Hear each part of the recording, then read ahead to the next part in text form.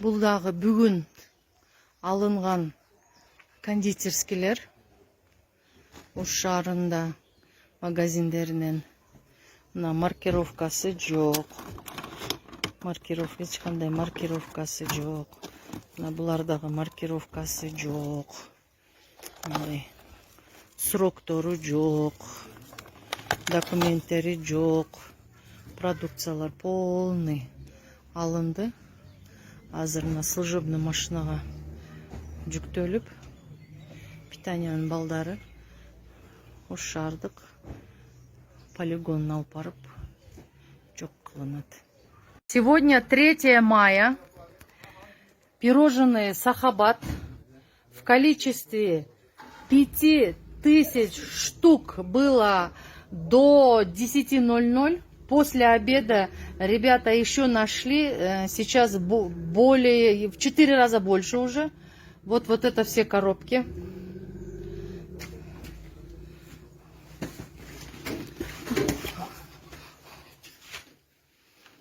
Сейчас вот материал, все кондитерские загружаются в служебную машину для отправки на городскую свалку.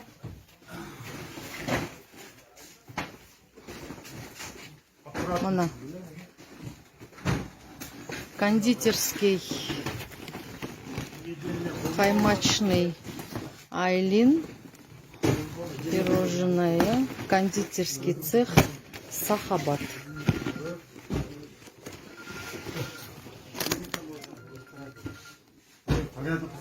Ya Mario kan nana kayak gini aja sana sakit.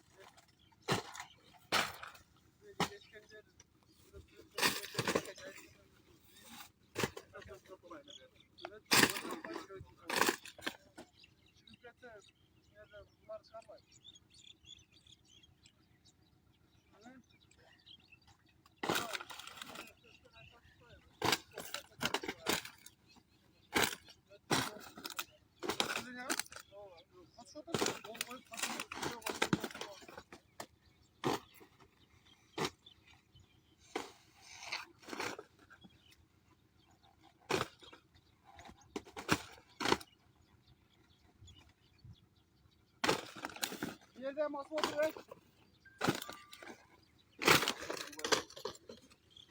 Sakavattan iki tane avukat ya korupkan. Bak sakavattan.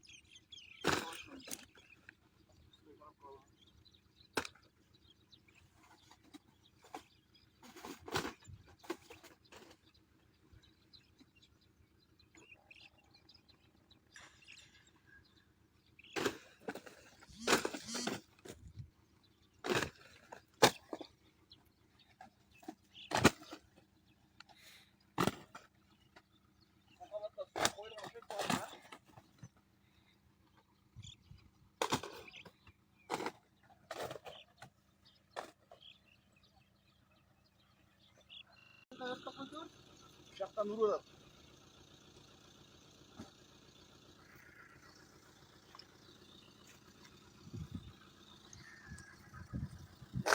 varken rezerv tarafa hemen. Şaktan vuruyorlar.